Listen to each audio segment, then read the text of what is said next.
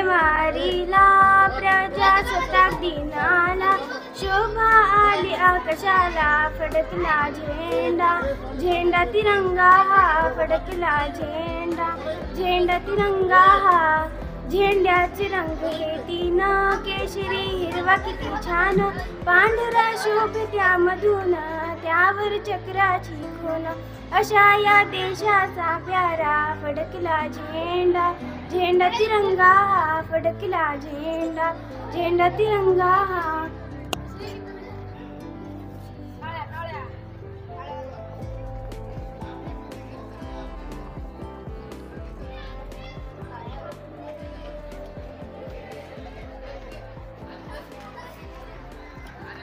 नमस्कार, माझे नाव कुमारी आदिती ज्ञानेश्वर सोळंके. मी इयत्ता 7वी मध्ये शिकते.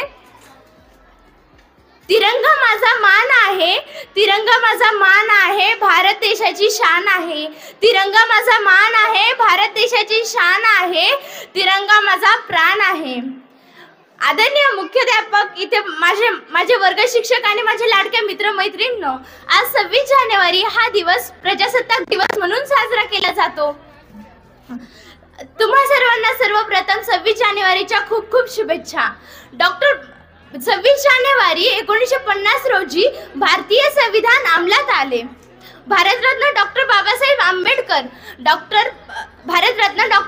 आंबेडकर हे एक भारतीय संविधानाचे शिल्पकार आहेत. 26 जानेवारी 1950 रोजी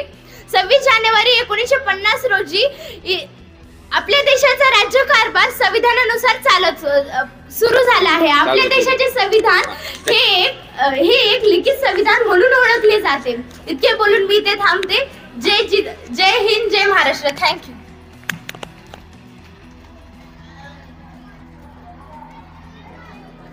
नमस्कार विद्यार्थी मित्रांनो, माझे नाव सोनाक्षी चंद्रकांत गुंडार. मी इयत्ता 8वी या वर्गात शिकते.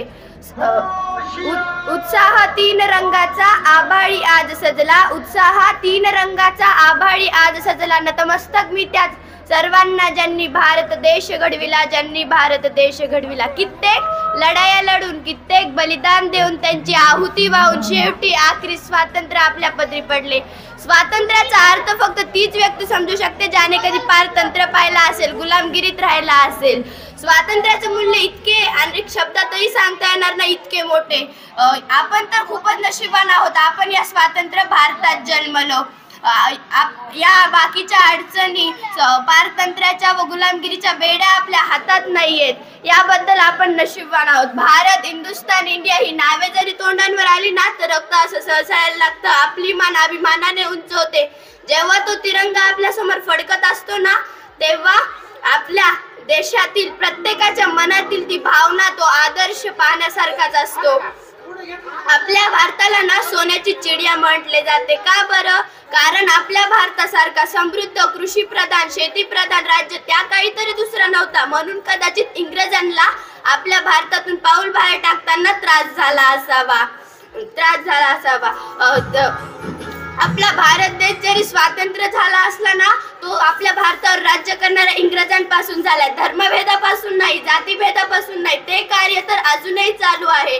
डॉक्टर बाबासाहेब आंबेडकर, महात्मा फुले, लाल बहादूर शास्त्री, जवाहरलाल नेहरू यांसारख्या कित्येक नेत्यांनी खूप प्रयत्न केले. या भारताच्या सूर्याला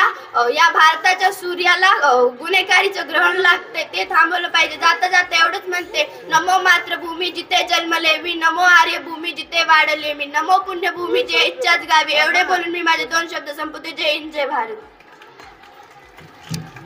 राष्ट्रगीत म्हणणाऱ्या